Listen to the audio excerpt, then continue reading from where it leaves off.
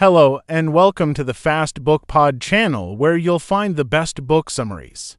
You'll watch book summaries just like watching a movie. Don't forget to subscribe and like the videos for in-depth reviews of great books. Let's get to the book summaries. The Power of Your Subconscious Mind by Joseph Murphy is one of the most influential self-help and mind-training books ever written. Built on the idea that every person carries within themselves a powerful inner force capable of shaping their life in profound ways. Murphy argues that the subconscious mind is the silent engine behind success, failure, happiness, fear, healing, habits, and even the events we attract. By learning how to reprogram this inner mind, he says, we can transform our external world. The book combines spiritual principles, psychology, practical techniques, and real-life examples to show how thoughts and beliefs shape reality. Murphy begins by explaining the fundamental difference between the conscious and subconscious mind. The conscious mind is analytical, logical, and active. It chooses, decides, and judges. The subconscious mind, on the other hand, is passive but incredibly powerful. It does not reason or question. It simply absorbs and accepts whatever the conscious mind repeatedly tells it. Once a thought, belief, or mental image is planted in the subconscious, the mind begins working day and night to bring that idea into reality. It does this through habits, emotions, expectations, and intuitive nudges. Because the subconscious cannot reject ideas, it becomes essential to feed it positive, constructive thoughts rather than fear, doubt, or negativity. One of Murphy's core messages is the idea that the subconscious mind responds to imagination, not just logic.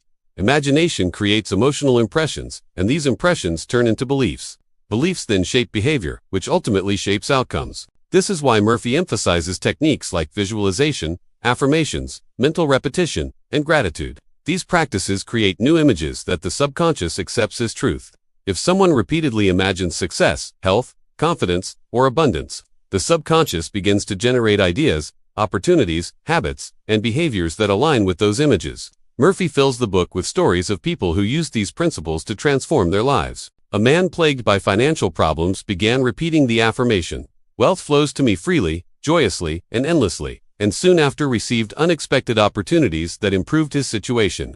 A woman who struggled with insomnia retrained her subconscious by repeating, "I am calm, peaceful, and relaxed," until she could sleep easily. Physicians use these principles to help patients heal by connecting belief with physiological responses. The author argues that the body often obeys the mind's dominant thoughts, which is why healing, pain relief, and stress reduction are deeply connected to the subconscious. Murphy also stresses the importance of faith, not religious faith necessarily, but belief in the creative power of the mind. Doubt and fear are destructive because the subconscious mind absorbs them as commands. If someone constantly says, "I am unlucky, nothing works out for me," or "I can't do this," the subconscious accepts these statements as instructions. This is why Murphy insists that we must guard our thoughts carefully and speak only in the direction we want our life to move. Words become commands, thoughts become seeds, emotions become signals. A major component of the book is the role of mental images. Murphy argues that the subconscious works through images, not words. If someone wants to attract a new job, they must visualize themselves confidently walking into the office, shaking hands, signing papers, or receiving a congratulatory message. This vivid imagery influences the subconscious far more deeply than vague wishes. Murphy uses examples of athletes who mentally rehearse performances, public speakers who visualize calm success, and business leaders who picture successful negotiations all before taking real-world action. Murphy also talks about the power of sleep as the period when the subconscious is most open to influence.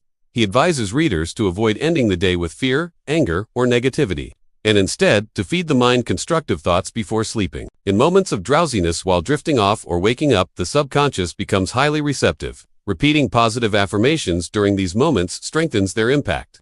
Throughout the book, Murphy addresses various life challenges: fear, insecurity, resentment, guilt, and self-doubt, and explains how each emotion poisons the subconscious, attracting more of the same negativity. Forgiveness becomes a key theme.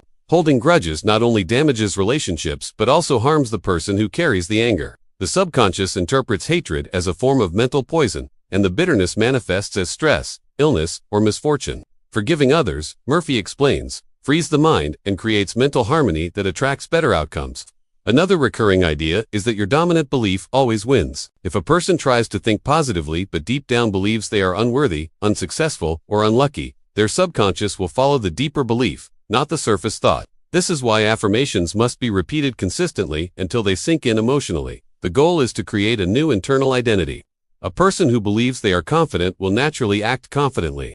A person who believes they are healthy will adopt habits that support health. A person who believes they deserve success will behave differently from those who believe they are destined to fail. In later chapters, Murphy expands on how the subconscious affects relationships, health, and wealth. Positive mental images can restore harmony in relationships by encouraging understanding and empathy. Visualizing healing can stimulate biological responses such as reduced stress, improved immune function, and faster recovery. Financial success, Murphy says, begins with a mindset of abundance rather than scarcity. People must see wealth as something natural, not distant or impossible, and repeat affirmations that promote confidence and openness to opportunity.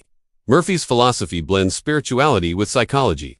He often refers to the subconscious mind as a higher power, a divine creative force within each individual. Whether one views this through a religious lens or a psychological one, the point remains, the subconscious is a creative engine that shapes reality through belief. Aligning your thoughts with what you desire is, in Murphy's view, the fastest way to transform your life. The book concludes with a powerful message. You become what you repeatedly think about. Your subconscious mind is always listening, always absorbing, and always creating. If you want to change your life, you must first change the thoughts you plant within yourself. Murphy's teachings can be summarized simply. Imagine what you want. Believe it fully, repeat it consistently, and let your subconscious lead you toward it. Your inner world becomes your outer world. It was a very good book. Did you like it too? You can write your thoughts in the comments section. See you in the next summary.